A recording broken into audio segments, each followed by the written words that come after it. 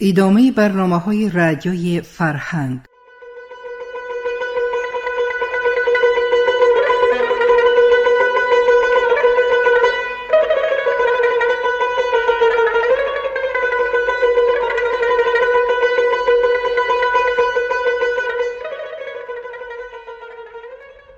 به افتخار 100 سالگی نویسنده خلقی تاجیکستان ساتیم اولوغزاده.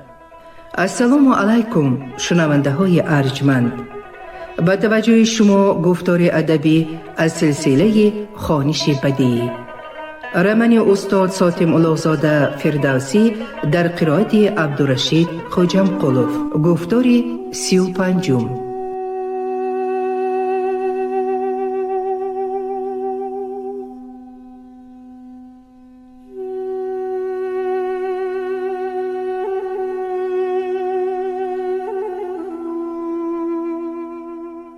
امیر کتاب را از پایانش از چپ به راست ورق گردانده، سرلوحه کشته شدن یزدگرد به دست خسرو آسیابان را یافت و خواند. اندوهی به چهرهش سایه انداخت. کتاب را به دبیر داده فرمود بخوان. دبیر به خواندن شروع کرد.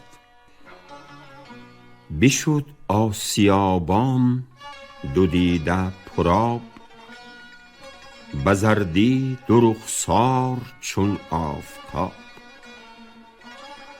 همی گفت کی داوری کردگار، تویی برتر از گردشی روزگار. بدین ناپسندیده فرمان اوی، همکنون بپیچان دل و جان اوی. بری شاه شد دل پر از شرم و باک، رخانش پرآب و لبان پر ز خاک. به نزدیک او اندر آمد به هوش، چنان چون کسی راز گوید به گوش. یکی دشنه زد بر تهیگاه شاه، رها شد به زخم اندر آن شاه آه. به خاک اندر آمد سر و افسرش، همان نان کشکین به پیش اندرش. در چشمانی سپه بود اشک پیدا شد و او فیخ فیخ گریست. حاضران مجلس همه با قیافه های غمگینانه سرهاشان را فرو انداختند. لعنت خدا به آن مرز و مرزبان و آسیابانش باد. دشنام میداد سپه بود، کشندگانی نیایش را پس از 3 قرنی هلاکی او در مرو. وی با دریغ و حسرت می گفتی اگر مرزبانی خاینی مرو یزدگرد را نمی کشت، نیای او عاقبت بر تازیان عربان ظفر می یافت و شاهنشاهی ساسانیان تا این زمان بر جا می ماند. و بلکی این زمان در تخت شاهنشاهی به ارثیت من می نشستم. به دلش می گفت او. بعد از فاجعه یزدگرد هجو سلطان محمود خوانده شد. بعضی اطرافیان امیر آن را با شوق و ذوق، ولی خودی امیر با خاموشی اندیشمندانه گوش کردند. در ملاقاتی دیگر با سپهبودی شهریار، شاعر کتابش را پیشی او گذاشته گفت: چنین اوراق اخباری نیاگانی شماست، شایسته است که من این را به شما تقدیم بکنم. سپهبود به کتاب دست نرسانده یک نفس به آن نظر دوخته ایستاد و گفت: نه مولانا، شما کتاب را نخست به نام سلطان محمود کرده اید. عطای سلطان به شما گرچندی به قدر ارزش کتاب نبوده و شما آن را قبول نکرده اید، ولی به هر حال کتاب از نظر همایونی گذشته است. اکنون این را به من تقدیم کردنتان و قبول کردن من شایسته نمی بود. مانند دیگر مالکان ایران، سپهبودی شهریار هم از سلطانی مقتدیر جنگجوی می ترسید. اگر در درباری غزنی شنوند که شاهنامه‌ای به نام سلطان بوده و موجب ایرادی او شده اکنون به امیر طبرستان تقدیم گردیده و قبول یافته است، سلطان به امیر خشم خواهد گرفت. الحذر از خشم او. از این گذشته وی سپهبودی شهریار هجوی سلطان را خواند و هم در مجلس خود خواند که این هم باعث خشم سلطان نشده نمی ماند. این خوف را باید از میان برداشت. امیر به شاعر چنین ملاحظه بیان کرد: این هجو اگر انتشار یابد و به گوش سلطان رسد، عاقبتش هم برای شما و هم برای ما خیلی بد خواهد شد. هجو را من از شما میخرم و در پیش چشم خودتان میسوزانم. راست میگوید، به دلش گفت فردوسی. اگر عاقبت کار فقط برای او بد می بود، او به آن هیچ اعتبار نمی کرد، زیرا مناسبت بعدینه خود را با سلطان محمود و هرچی باداباد حواله و هر گونه ترس و بیم را از دلش بدر کرده است. اما اکنون در صورت شایع شدن هجونامه خطر به میزبانانی وی هم تهدید می کرد که شاعر این را هیچ نمی خواست و به چنین حال سببگار شدن را به خود تماما ناروا می دانست. شب خواب شاعر گریخت و تا بامداد نخفته خیال و اندیشه های المناکش را در مصرع‌های زیرین طرح کرد. به غزنین مرا گرچه خون شد جگر، ز بیدادی آن شاهی بیدادگر، کزان هیچ شد رنج 30 سالم، شنید از زمین آسمان نالم. همی خواستم تا فغانها کنم، بگیتی از او داستانها کنم، بگویم ز مادرش هم از پدرش، نترسم ز کس جز خداوند عرش. کنم آنچنان رو سیاه از نخوست، که نتواند آن را به هیچ آب شوست. چو دشمن نمی داند از دوست باز، بطیغی زبانش کمش پوست باز، ولیکن بفرموده محتشم ندانم کزین بین چون سرکشم. فرستادم ار گفته داشتم، به نزدیک خود هیچ نگذاشتم. اگر باشد این گفته ها ناصواب، بسوزان به آتش بشویش به آب. گذشتم ایا سروری نیک رای، از این داوری تا به دیگر سرای. رسد لطف یزدان به فریاد من، ستاند به محشر از او داد من. پگاهی این منظومه را به قبطی هجونامه‌اش نهاده به سپهبودی شهریار فرستاد. از سپهبود به وی 100,000 دیرمی تبری، قربش نسبت به دیرمی بویهی و غزنوی کمتر رسید.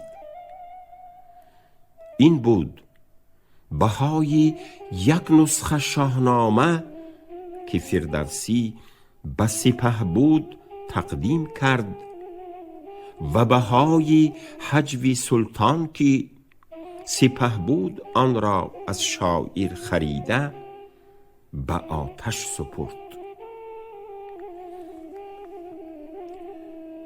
2 سال گذشت. فردوسی همانا در طبرستان میزیست. از وطنش خویشانش خط و خبر نبود. از وی هم به آنها خبری نمی رسید. او زنده است یا نه، و اگر زنده باشد به چی حال است، آنها نمی دانستند. خواطر می کشیدند. منیژه بانو می گریست.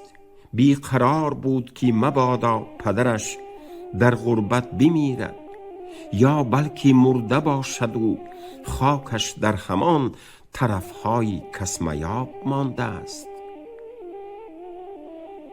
در سال دوم غیبت فردوسی، خواطرکشی خویشان و دوستان او، بیقراری دخترش از حد گذشت. منیژه به کی نالیده می توانست؟ البته فقط به شوهرش. او زاری می کرد که رستمزاد به سراغ پدر و پدر عروسی گم شده بیرود و از او خبری بیارد. رستمزاد وعده به تیرماه داده می گفت که پس از برداشتن حاصل کشتها و تهیه اسباب زندگی زمستان می رود. غمی روزگاری پدر و مادری پیر هم به عهده رستمزاد بود. در طوس آوازه شده بود که سلطان محمود گناه فردوسی را بخشیده است، اما در این باره از غزنی خبری رسمی نرسیده بود. سلطان محمود آن روزها باز به هندوستان یورش نوبتی پیش گرفته بود. منیژه یک ذیل دست برآورده او را دعایی بد می کرد. الها از اسبش غلطیده گردنش شکند، سرش زیری سنگ ها ماند، یا فیلی سواریش او را به زمین زده پای کوب کند. پدر جانم را خار کرد، الها خودش خاروزار بمیرد. در میانه‌های تیر ماه رستمزاد، مردی 40 ساله سالم و به قوت، به سراغ پدر عروسش سفری طبرستان پیش گرفت. راهی دراز و دشوار سواره در 1 ماه طی کرده شد. نهایت در اولی زمستانی سال 1017 داماد و پدر عروس در شهری آمول به دیداری هم رسیدند. فردوسی با همراهی رستمزاد به وطن برگشتن اختیار کرد. آدمی همه عمر خاکم کجا گویام، زندگی به سر میبرد، میگفت او.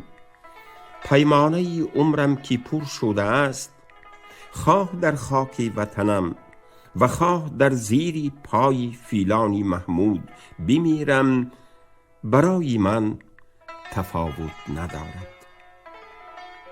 در اولی بهار هر دو سوی خراسان براه افتادند. سفری بازگشت قریب 4 ماه طول کشید.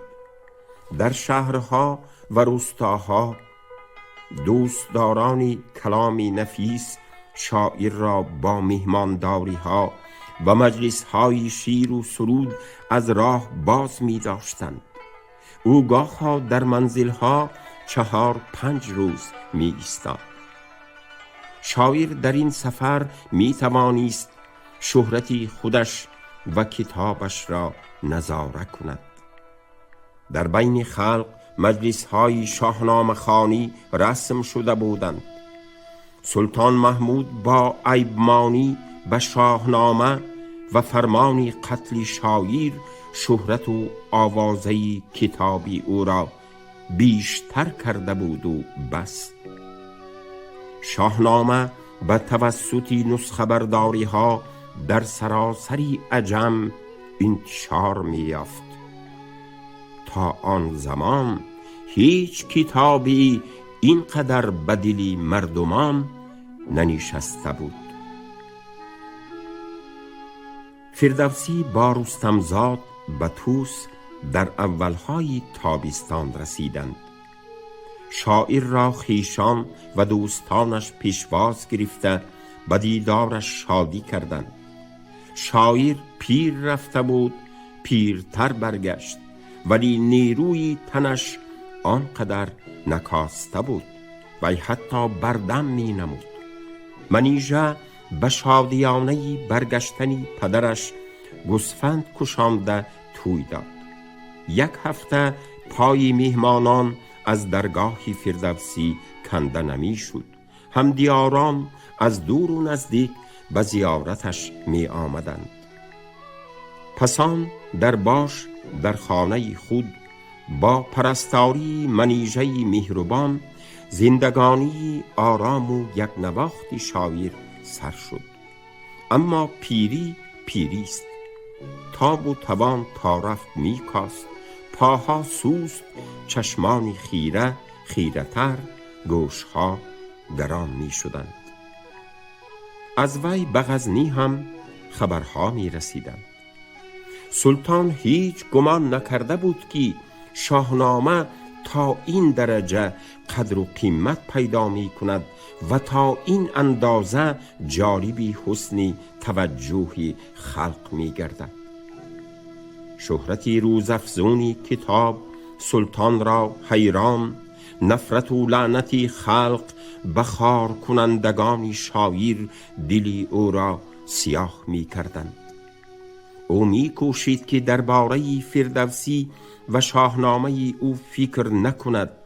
نام فردوسی برای او مانند دندانی دردمندی گردیده بود که هرگاه اگر دست رسانند درد می کند.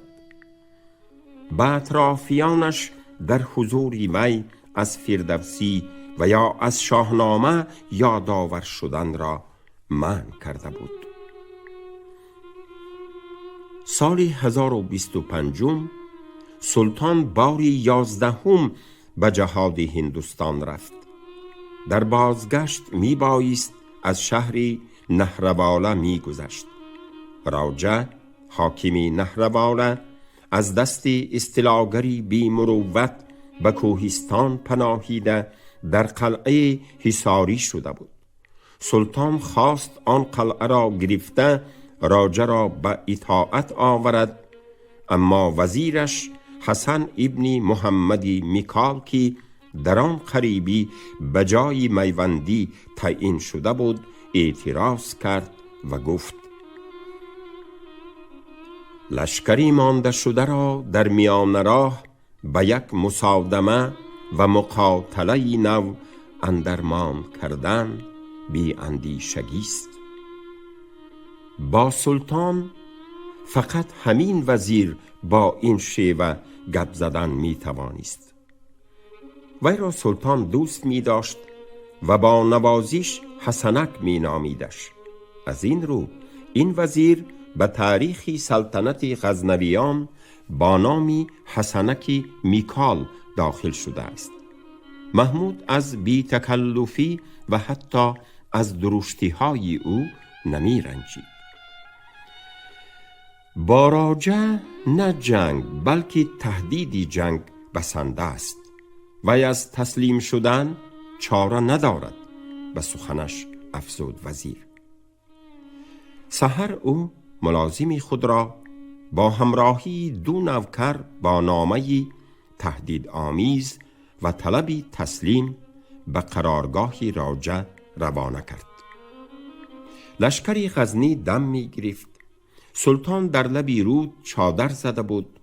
وقتی که حسنک میکال به جادگری وی به سلام آمد، شاه از او پرسید: به راجع نامه نوشتی؟ نوشتم، فرستادم. این ساعت وی باید نامه را گرفته باشد. جواب داد وزیر: از نام خودت نوشتی؟ چرا؟ از نام سلطانم البته. چی نوشتی؟ حسنک خندید و گفت: فقط 2 سطر. اگر جز به کامی من آید جواب، منو گرز و میدانی افراسیاب. چی؟ تعجب کرد سلطان. کو تکرار بکن؟ حسنک بیت را تکرار کرد: اگر جز به کامی من آید جواب، منو گرز و میدانی افراسیاب. زبانی پهلوانان، مردانی میدان، گفت شاه. بیت از کیست؟ از ابوالقاسم فردوسی، گفت حسنک. سلطان در جوابی سؤالش منتظری شنیدن این نام نبود. دلش فشرده شد. فرموده بودم که نزد من از او نام نگیرند، گفت او پس از سکوت. امروز نام او ورد زبانی خاص و عام است. پس غلامان سلطانم چطور از او نام نگیرند؟ گفت حسنک و در دستی راستی شاه نشسته سخنش را ادامه داد. بیچاره شاعر این همه رنج برد و ثمر ندید. به پاداشی رنجی 35 سالش چی یافت؟ حکم قتل. از توس آمدگان می گویند که او بیماری بستری است. شاه در ضمیرش از کرده خود در حق فردوسی احساسی پشیمانی می کرد. به خود جزم کرد که به غزنی رسیده چاره از دل شاعر برآوردن آزار گذشته را خواهد جست و بدین رویش زبانی ملامتگران را هم بسته خود را در چشم خلق سفید خواهد کرد. در توس در باششگاه فردوسی آنچه ناگزیر بود روی داد. تیر ماه، هوا ابر و نم، آفتاب در پس تمن غلیظ ناپدید، چهره طبیعت اندوهبار. در شاخهای برهنه درختان سیله های زاغانی سیاه با قیغ و قاغی شادانه سرودی آمدی زمستان را می سرایند. ابوالقاسم فردوسی در بستری مرگ. به منیژه بانو که در سری بالینی او گریان نشسته است با صدای نیم شنوا می گوید: همه بیایید. ابودلف رستمزاد، پیرمرد نیسانی، روشن، بابک، نبیره های شایر، پسر و دختری رستمزاد و منیژه که در خانه شفت خاموش و غمناک نشسته بودند، در آمده گرد بستری بیمار حلقه زدند. من می روم، ودا می کنم. با آوازی خسته نیم شنوا سخن آغاز کرد فردوسی.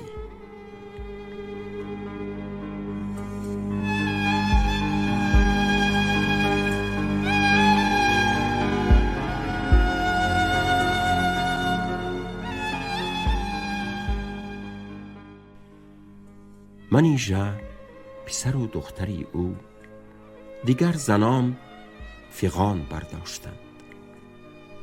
نیسانی که همچنین اشک چشمانش بریشی سفیدش می چکید آنها را آرام کرد.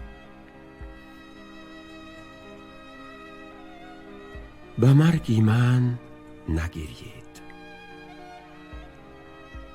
من از شمایان راضیم، شمایان هم از من راضی باشید. به هر کدامتان از من یگان وقت آزاری رسیده باشد ببخشید. به هم مهربان غمخوار باشید. یزدان پرست بی آزار باشید. دلهاتان را همیشه از کینه، حسد، ریا پاک دارید. به مردمان نیکی بکنید. خستگی به او دیگر مجالی سخن گفتن نداد. لبانش می جنبیدند ولی سخنش شنیدن نمی شد. وی آرامانه جان سپرد.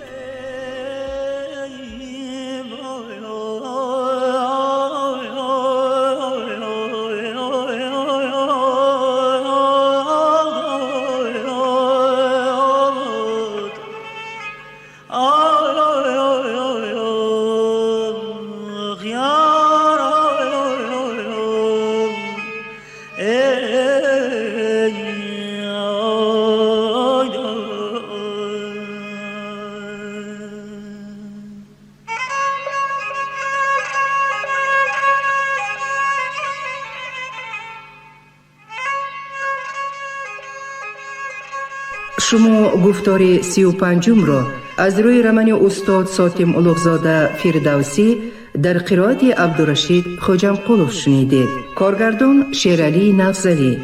انجام گفتار ادبی از سلسله خوانشی بدیعی.